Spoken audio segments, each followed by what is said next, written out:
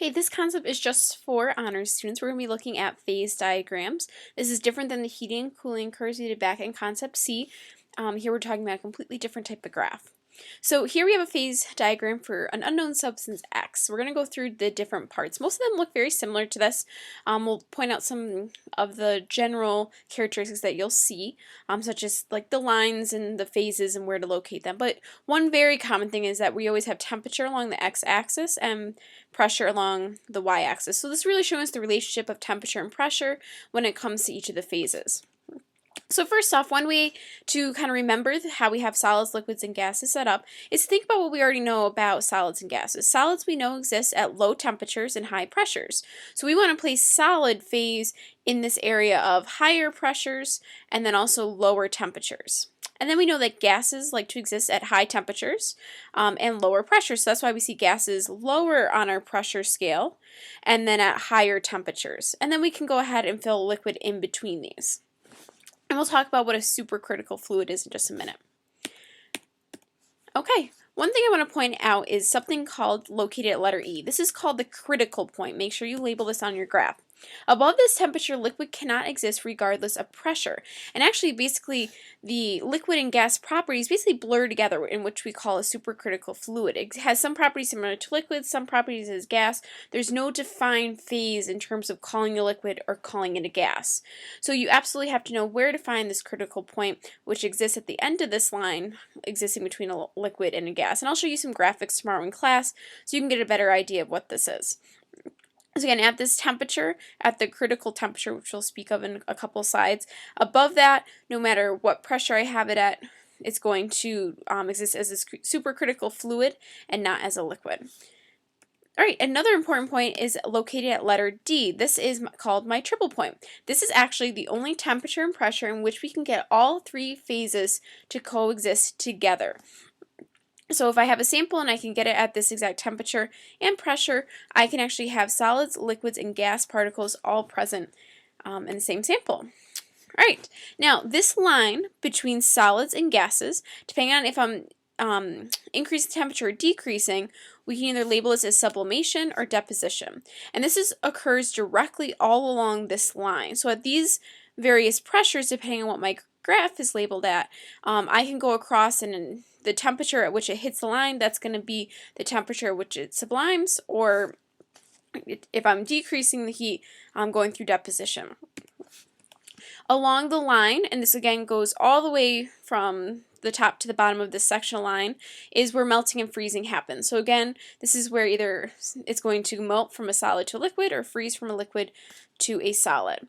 And then going ahead, boiling and condensing would exist along this section of my graph, along this line, depending on if I am increasing the temperature and causing boiling to occur, or if I'm decreasing the temperature and causing condensation to occur.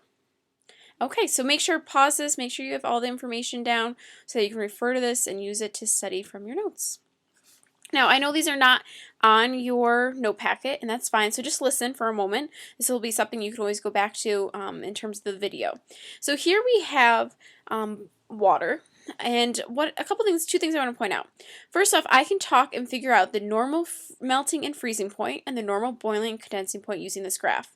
Now, normal melting freezing point means it's occurring at our standard pressure, what we consider our normal atmospheric pressure. So at 1 atm, if I go across, the point where I hit the line between a solid and a liquid is actually giving us the melting freezing point. So that point that I hit, I'm going to go straight down, and then 273 Kelvin or 0 degrees Celsius is my normal melting and freezing point for water. As I continue across 1 atm, so standard pressure, when I hit the line between liquids and gas, this is where boiling condensing occurs, and at 1 atm, that temperature gives us our normal boiling point, condensing point, so 373 Kelvin or 100 degrees Celsius. Another thing this can give us is if we look at our critical point, which is at point E here, I can refer to critical pressure and critical temperature in order to define that critical point, where again, past letter E, we have that supercritical fluid where properties of the gas and liquid are not defined or specified. They again kind of blend together to make that supercritical fluid. Alright, so this you do have in your note packet, and just to make sure, I would actually, as you can see, we have water over to the left and CO2 over to the right. You might want to put that on the outside of the graphs as well so you can spot that. And you can see two things, or actually one main thing is going on. Here we have our solid liquid line leaning to the left, and for CO2 we have it leaning to the right. And you should want to kind of discover why this exists like this. Most substances are more dense in the solid phase.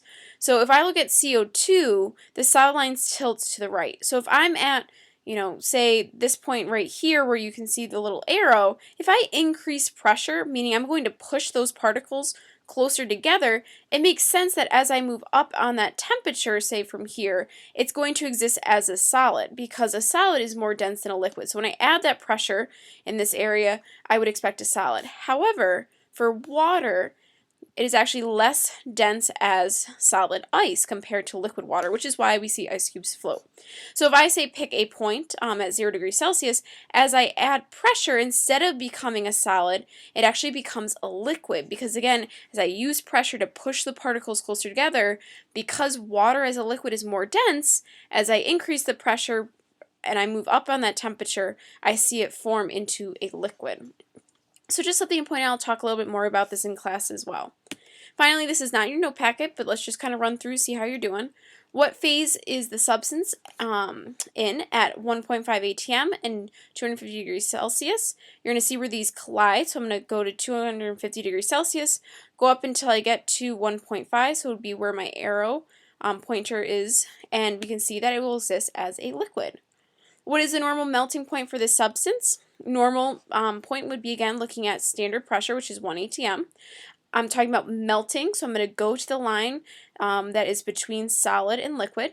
So I'm going to travel across and then go down to temperature, which is about 180 degrees Celsius, 190 or so, depending on how you estimate it. And then final question, what is the substance triple point? That would be letter A. If you were thinking about letter C, that's called the critical point. Triple point, again, is where all three phases coexist, which is at letter A. Okay, so that's it. So go ahead and complete your summary or go on to Edmodo and complete the quiz.